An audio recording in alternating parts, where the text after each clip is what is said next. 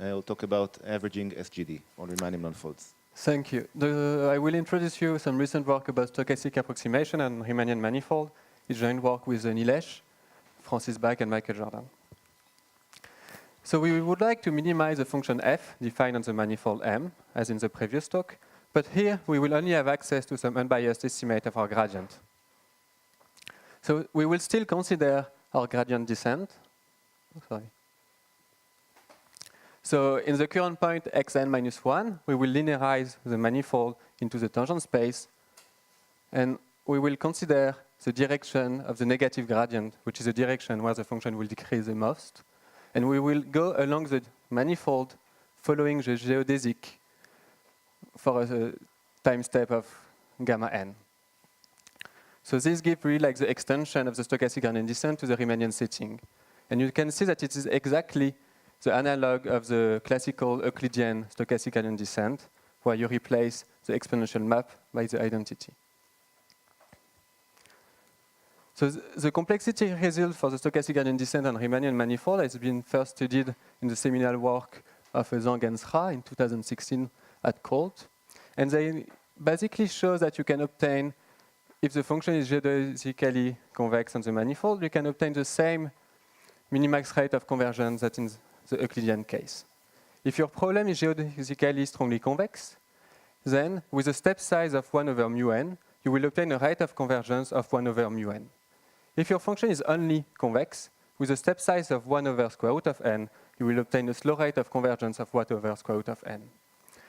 The problem with these two rates is that the algorithm is not adaptive to the problem difficulty. You have to know in advance the value of mu in order to be able to obtain the fast rate. If you don't know mu, you will be limited to get the slow rate. And in a lot of problems, obtaining a good estimate of mu is as hard as solving your problem.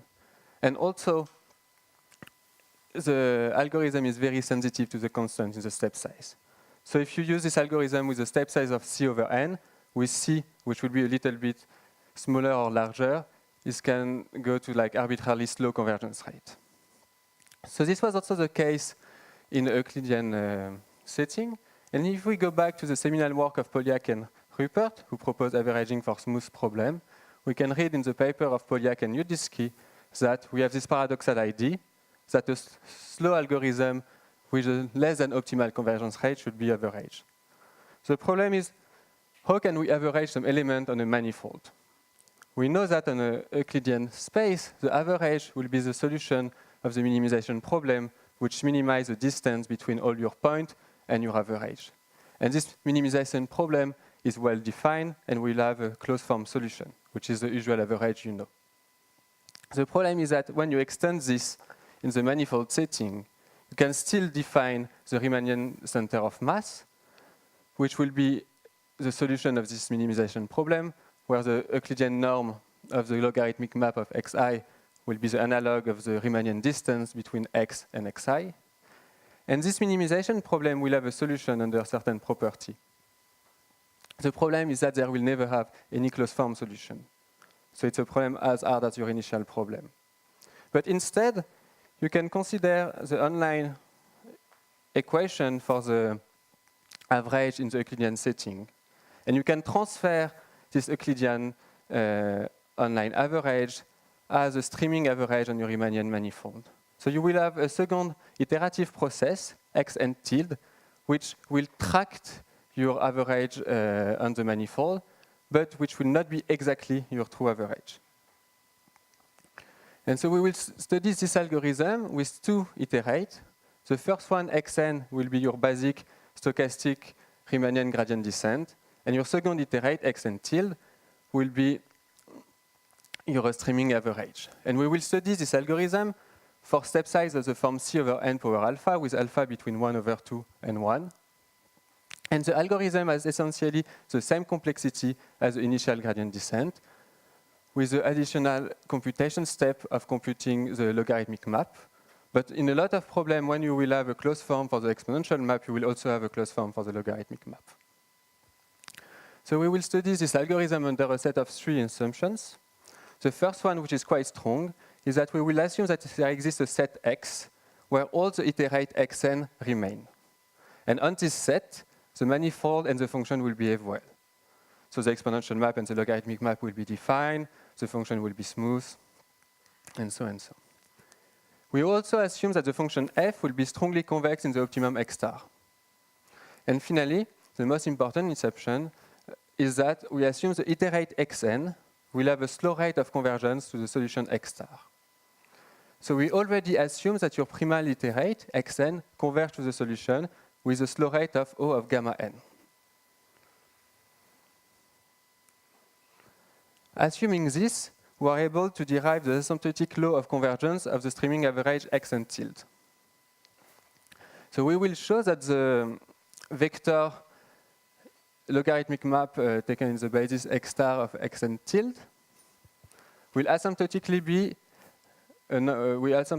follow a normal law with a mean 0, and an asymptotic covariance will be the inverse of the Riemannian Hessians times the covariance matrix of the noisy gradient times the Riemannian Hessians.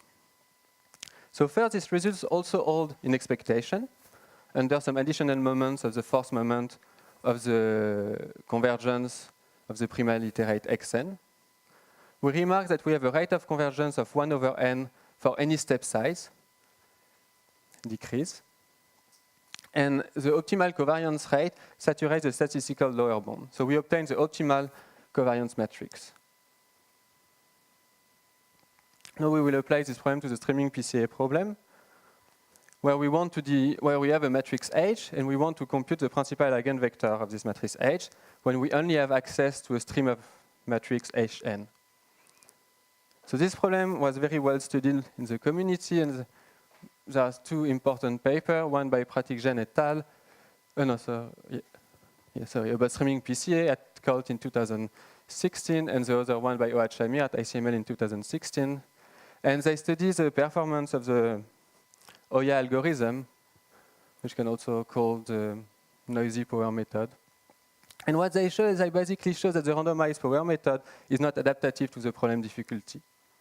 So in the streaming PCA problem, the analog of the strong convexity constant, which will be what we call the eigengap.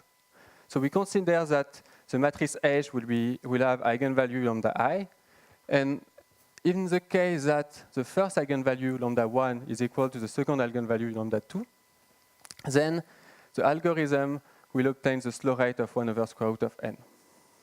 If you have an eigengap, and if you have the first eigenvalue lambda 1, which is strictly larger than lambda 2, then if you know the eigengap, you can achieve the fast rate of 1 over n. And so the question is, does averaging help in this case too?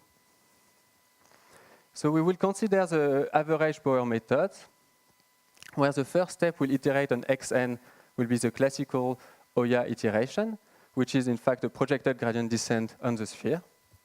And the second step, xn tilde, will be a modification of our streaming average. So this is not exactly the streaming Riemannian average, because Oya can't directly be seen as a stochastic gradient descent on the sphere. It will not be exactly the exponential map, but it will use a different retraction. But since all these iterate will have the same linearization in the tangent space in the solution, our technique will be still applicable. And so for this problem, under some technical assumption, and if the stream of the matrix Hn has a spectral norm upper bounded by 1, we are able to show for delta n tilde, which will be the projection of xn tilde into the tangent space in the solution, that delta n tilde will asymptotically follow a normal law with a covariance C, which will be upper bounded by this formula, which will depend on the eigengap between lambda 1 and lambda 2. And so we obtain the same statistical performance as the empirical risk minimization. And also this algorithm matches the lower bound of Kai et al. And here again, we obtain the fast convergence rate for any step size between 1 over n and 1 over square root of n. So to conclude, we provide a geometric framework on manifold which generalize the Polyak-Rupert schemes. And so we are able to accelerate any sequence of slowly convergence primal iterate on the manifold. In the paper, we also provide a general result about any second-order attraction, not only the exponential map, and also result for all the streaming cap PCA problem, where you want to recover not only the first principal eigenvector, but the cap one. And some future work will be to derive some global convergence result for the iterate average PCA, because for now, all these results are only local. Thank you.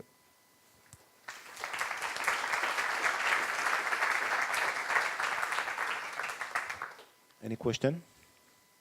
Yeah.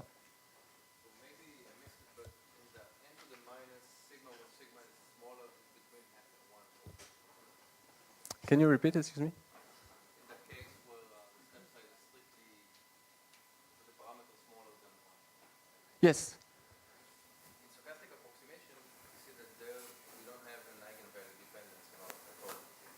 At the rate or in the need of scaling the step size. You see it here as well. I mean the difference between the 1 over n to some power. You see the eigenvalue disappear. The eigenvalue in setting the step size or in the convergence rate? No, the convergence rate will always depend on the eigengap, if it's your question. So there's no actual difference between the two? No. It's just like the step size. I mean, the algorithm will be robust to the eigengap, but the convergence rate will still be the same. Thank you. Okay, let's hold off any other questions for the rest of time. Thank you.